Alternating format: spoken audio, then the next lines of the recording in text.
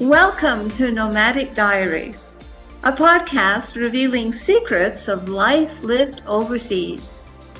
We use storytelling to deliver insight and information on what it takes to live, love, move, and travel across the globe. Our guests are professionals from the world of global mobility. We hope that by opening their diaries to share their wisdom, that you, our listener, can benefit and enjoy more ease and grace in your expat life abroad. Welcome, listeners. Today, I'm flying solo without my dear host, Doreen, Cumberford.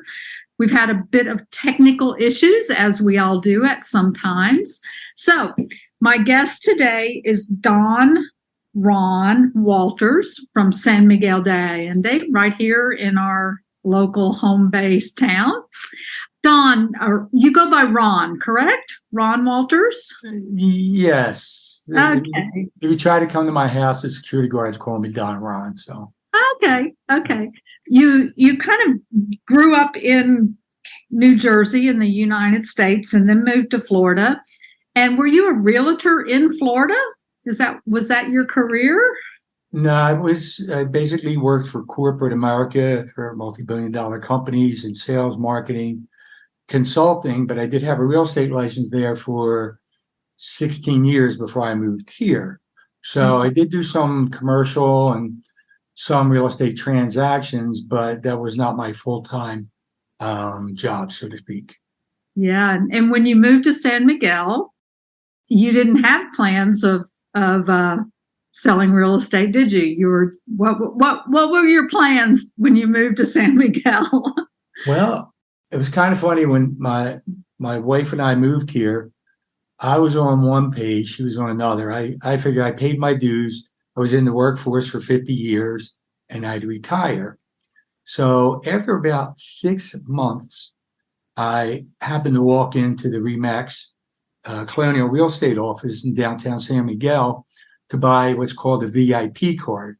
It's a discount card that you can get discounts at hotels, restaurants, and a lot of other places in San Miguel. So they do sell the cards there and maybe 2 or 3 other locations. So I walked in and the realtor on the floor at the time, she was Mexican, started speaking to me. And I said, well, I used to do real estate. And she just kept talking like, well, why didn't you come here? And I'm like, that's a strange thing. I'm like, well, I'll give you my card. I had a personal card. It says Don Ronaldo. And so I gave her my personal card. And sure enough, the owner called me 2 days later. And I met him for 2.5 hours. And he says, well, you don't know a thing about Mexican real estate, but you can come here if you want. And here I am 2 years and 2 months later. So. Yeah. So that brings up an interesting question, and I'm sure our listeners have this in their minds as well.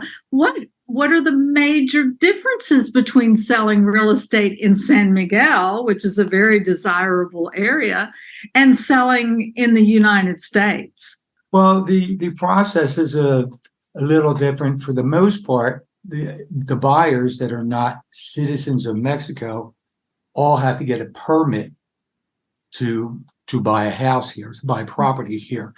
So in the United States, you don't have that. As far as the formalities, the paperwork, the buy-sell agreements, they're pretty much the same, and the closings are much different.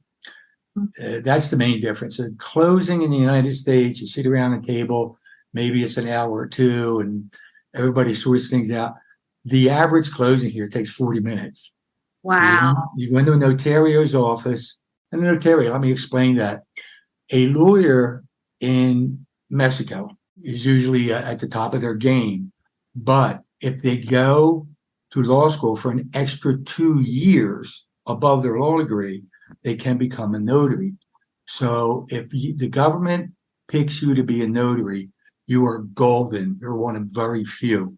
And all the closings, all the documentation for any real estate transaction in Mexico is done through a notary, which we call notario. So it's kind of the same, but there's a few little tweaks because of the Mexican government. Right, right. So what kind of cultural differences have you found being in Mexico and living in Mexico? That, as far as cultural identity, have you experienced anything? Well, it's kind of interesting. The culture here, Mexico has 60 different cultures, although 20 are the most populated. So there's factions, if I may use that term, here in San Miguel. You have the indigenous, and you have the Spanish mixed, and they all do things it appears to me, a little bit differently. Some of these factions are more sensitive than others. Courtesy is expected here in Mexico, where maybe some parts of the U.S. you don't have to have the highest level of courtesy. But I found that working with different people here, I try to treat everybody the same, and they do respond differently depending on the culture that is their main upbringing. Mm-hmm, mm-hmm. And I find the indigenous people are very humble and introverted. So mm-hmm. I've noticed that. Yeah. And do you feel like that has affected your identity as to who you are? Have you stayed true to who Don Ron is? Yeah, I would say so. One of the things, I belong to the Rotary here, Rotary International. And one of the things I noticed after a short while is that the Mexican women, for the most part, especially indigenous, are considered second-class citizens. Mm. So it is a very class society. And one of the things that Rotary does is we do microfinancing, and we loan money out so Mexicans can start their own business, and about 90% of that goes to women. So while their husbands are out, most of them are bricklayers, while they're out building homes, they can open a little shopping store, which we call an abarrotes store here, or open a hair salon, or do many different things. So when I went to Rotary, and they do many things, they're in about 7 different regular projects. But when I heard about that one, where you can empower women to make money and support their family and build self-esteem, which is very lacking, very that important. really pushed my trigger, I guess. That's wonderful. Yeah, I've really noticed a lot more empowered women here in Mexico, a lot more than I think maybe generations before us, which is wonderful because it gives them self-esteem and empowers them to help support their families or support themselves if they don't have families. So it's wonderful that you're being part of that and helping with that. And I want to add one thing to the culture. I have a lot of friends who are in their late 20s, and then I have friends in their 70s. So they all have different views politically and culturally. And one of the things that they say here, now it's not true for all, but they say Mexicans don't read. Like, you're not going to see a 25-year-old sitting around reading a newspaper. They'll be on the phone maybe, but it's that's not right. They have their devices. Yeah. Now, but there's a lot of students, and of course they read. There's a great educational venues here, but for the most part, they say Mexicans don't read, and it's probably because in their upbringing, the parents didn't have books, they couldn't afford books, or they weren't local to a library and had no transportation. So many variables here. Well, and so we will see a great change in the next generations to come. Oh, for sure.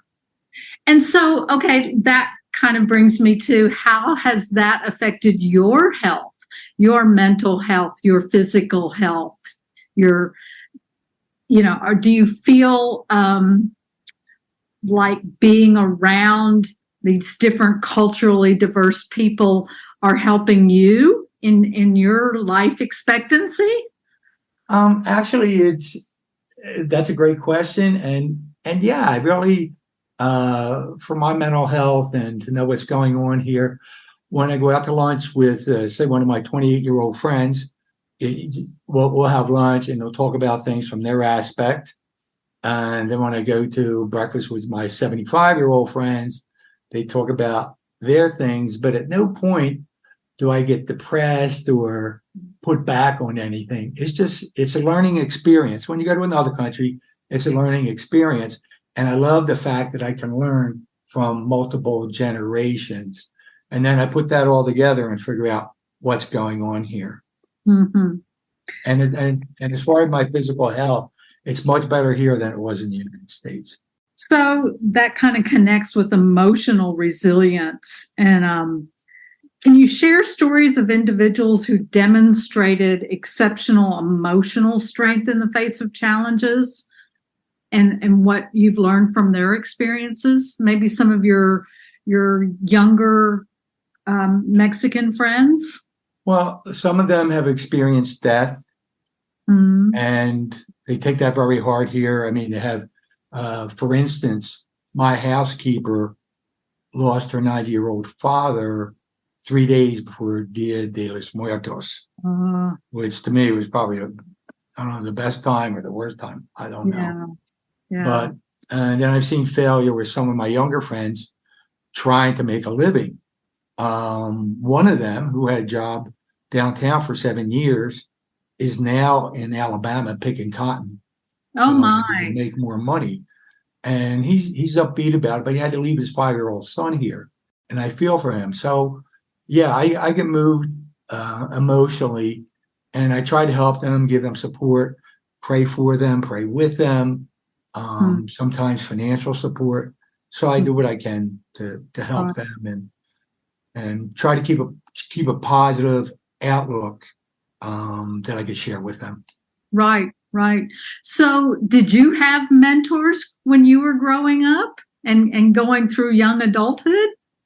Actually, no. My father died when I was 8 years old. Oh, my. And my mom, I think she probably had a 6th grade education.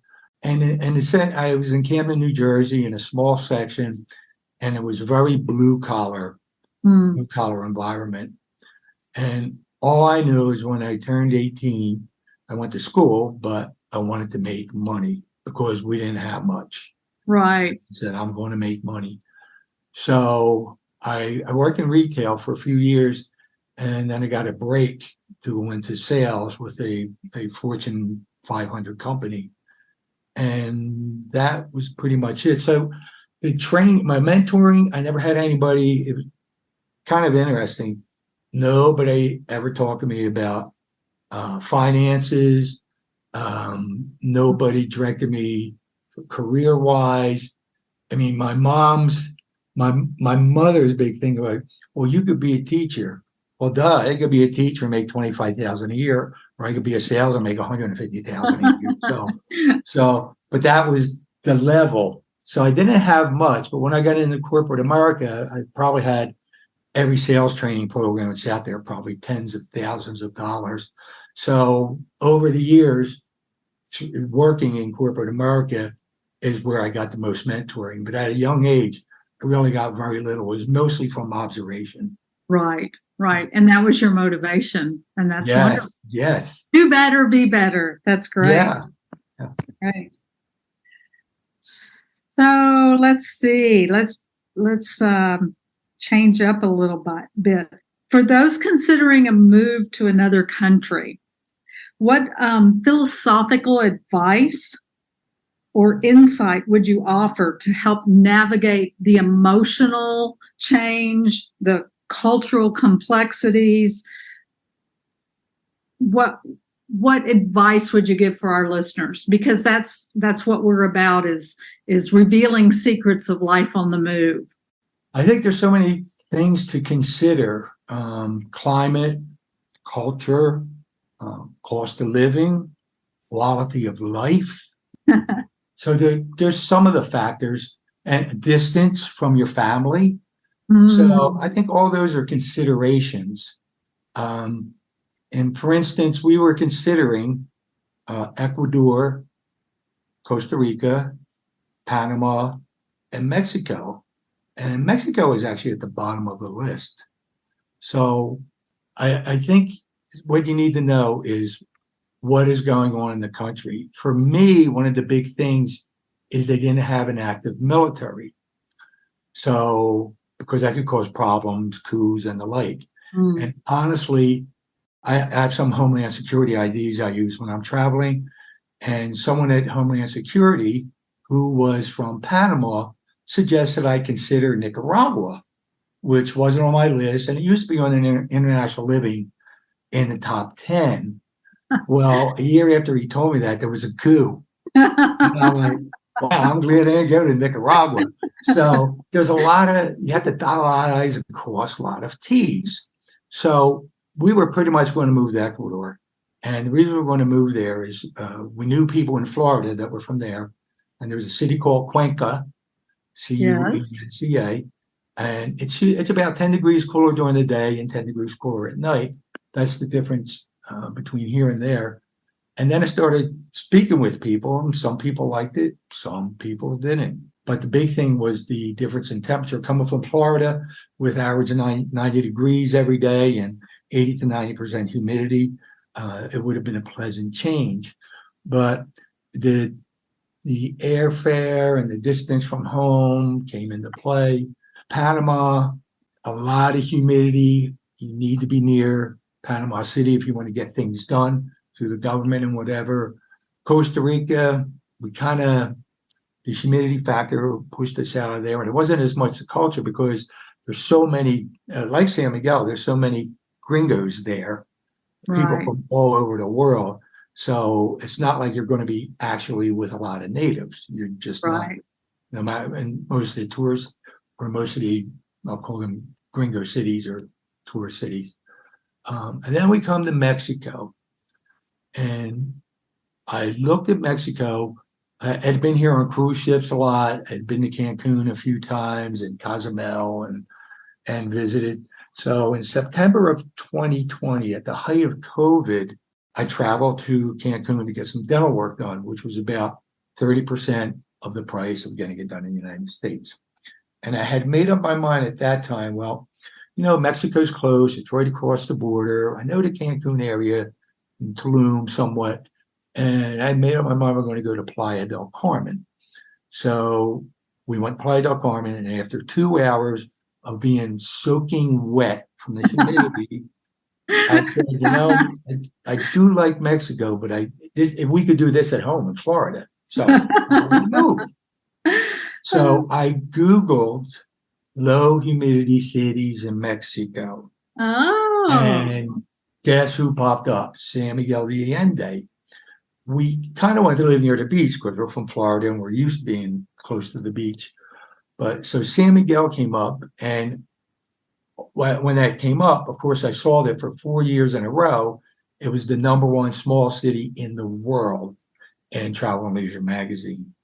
And I said to my wife, how bad can it be? It's #1 4 years in a row. I sold my house in 27 hours. We got 9 suitcases and we moved here. That is crazy. It is that crazy. Is crazy. I've heard that quite a few gringos, Americans, expats, whatever. Quite a few of them have done it in that manner. You start out researching everything and you want to be analytical about it. And then, no, it's just you visit. Something similar happened to me as well.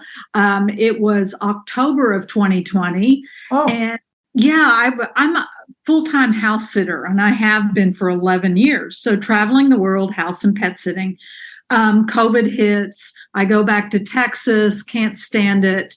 So I find out from immigration officer at the Austin airport that I could go to Mexico. And I said, okay. So I booked a one-way ticket to, there was a direct flight at that time, a direct flight from San Antonio, Texas to Morelia. Morelia, of all places. So I landed in Morelia, met up with a few other house sitters, and got my first house sit in San Miguel. And the rest is history. I've been there 3 years now. So it's an interesting concept, when you get that warm and fuzzy feeling, and I wasn't necessarily looking for it, but the culture embraces you, and the colors and the historic, center of town, and the people are just so warm and welcoming. It's magical. And if I may, there's two other things to consider. Yes, also, please. Is the language barrier. So let me say this: it's a lot easier to learn Spanish than it is to learn Thai. So people want to go to Thailand. That's wonderful. And then the city that you go to, if it is not a tourist city, your chances of communicating, if you're not fluent in whatever language it happens to be in the country you go to, that could be an issue. Since San Miguel is a World Heritage UNESCO site, you'll find a lot of people. Yes, there's a lot of visitors here that speak English, but a lot of the natives, proportionally to other cities here, do speak English. So you can kind of get by. If you go to the next town over, Dolores Hidalgo, you have not so much. But I have to say that they are, well, from my standpoint, is you show respect whatever country you're in. Oh, yeah. And if you try, they will help you. It's, Yeah, so, I do this sign language. And I think one of the things you should mention is safety. Yes. So San Miguel is, it's the protected city of San Miguel. It is a safe city. So one of the things with the culture is make sure you check the city, go online, do whatever you have to do, speak with people, but do your homework as to how safe the city may be. And let me throw this out there. I lived in West Palm Beach, Florida, and everybody's like, oh, West Palm Beach. Well, guess what? There's 3 areas in West Palm Beach that drive-by shootings can happen. So you have to be alert and aware no matter where you go, but it's just some cities are safer than others. And I think that should play in to wherever somebody's thinking about moving to.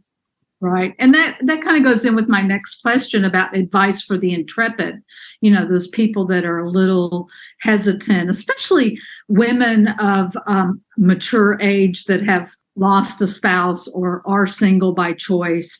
There are things to consider as far as safety and checking it out, maybe joining some Facebook groups just to follow some people's advice, and especially groups of your similar economic and, emotional personal preferences, So I guess we will wrap up. I want to respect your time because I know you've probably got a lot of real estate to go out there and sell. I hope. So give us some inspirational advice, maybe two pieces of advice that you would leave our listeners with today. Oh, well, I would say to give. So give whatever you have, wherever you're going, give, whether it's your time, whether it's money, whether you can mentor, and just try to be a good person and be helpful and do the right thing. And I was going to say that the money we give and the time we give is the price we pay for our time here on earth. That's beautiful. Thank you so much. I appreciate your time and joining us today. I hope that we will meet on the streets of San Miguel at some point. And I want to just remind everyone, our listeners, and you, to share with your friends, share your episode. We want everyone to like and share. Follow us on Facebook and Instagram and on your favorite podcast platform.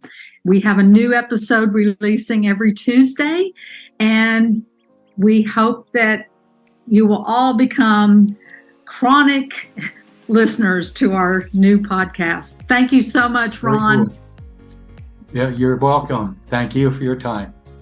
Have a great day. Thanks. Bye-bye.